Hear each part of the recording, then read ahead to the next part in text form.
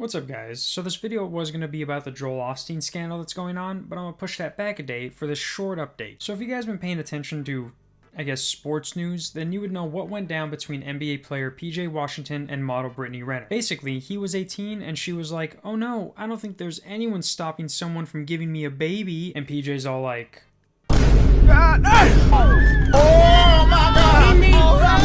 Boy, if you don't get the scramble. and as far as I can tell from doing research, that is just Googling her name, she doesn't think what she did was wrong. She even told the New York Post, "If I was really after the money, I could have cashed out 5 or 6 years ago." And it's like, no, you couldn't. None of the guys who you previously dated were a naive 18-year-old boy. You were dating people like James Harden and Drake. And considering you went the barely legal route, cashing out wasn't anywhere near happening. But what I'm trying to get at is that she is someone that you don't want around any athlete that is destined for any sort of success whatsoever. Now, I'm not saying she's gonna go and do what she did to some other kid, but I'm not saying she's not either. It's like when a murderer gets released from jail. There's always that slight feeling that they're going to go back to doing what they've been doing. Especially if you put that murderer in front of some vulnerable people with various weapons around them. I'm not a murderer, but I know an invitation when I see one. And it just so happens that Brittany Renner got one of those invitations when Deion Sanders invited her to talk to his football team. Apparently Deion brought her there to speak about transactional relationships, and to my surprise, most of the people were on his side. I only saw 2 comments that were like, "What is this?" But the rest were like, "This is a good move." And there's a reason for that.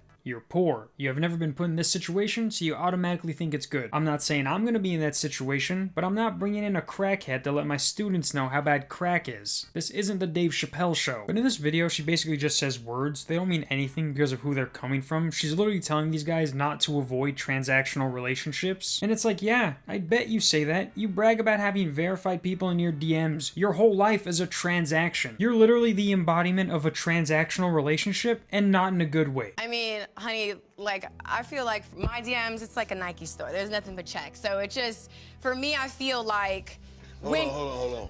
They missed that game. For me- She don't mean checks, paper. She mean blue checks. I'm talking heavy hitter. Verified. We know what a blue check means, Deion. We don't think they're sending her actual checks in her DMs. Not to mention, these guys play for Jackson State. The last guy to make it big in the NFL from there was Walter Payton back in 1975. These guys are lucky if they go undrafted, let alone have a transactional relationship. And you can tell when she's talking, they're not going to remember any of what she said other than that she introduced herself with her Instagram name. So my name is Brittany Renner, aka Bundle of Brittany on Instagram. I have been on social media for This almost... joke ain't took notes all year, but now you want to.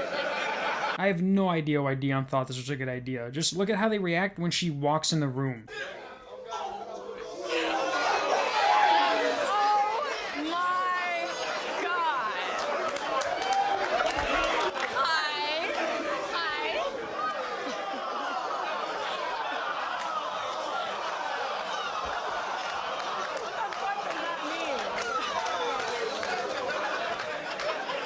Their head coach is Deion Sanders. I also like how in the caption he said, "The message may not be for everybody, but trust me, it's for somebody," he says after confidently bringing her in to spread her message to his team. He literally just wants to show his team how cool he is. Bringing in PJ Washington to speak? Nah, let's bring in the girl who thinks what she did was cool and only wants you to do it the right way. Deion should have just came in as Leon Sandcastle. Or better yet, bring in Jerry Rice Cake. Or better yet, bring in Mark Wahlberg. Literally anyone would have been better than her. Like, I get it. You want your athletes to be prepared just in case they make millions and have a bunch of girls want them. But she's literally the one that you're trying to warn them about. But yeah, guys, Deion Sanders may have extreme CTE, or he's one of those blue checks and is now in a PJ Washington situation. Whatever it is, I'm sure you could have gotten something better. See ya Friday. Peace.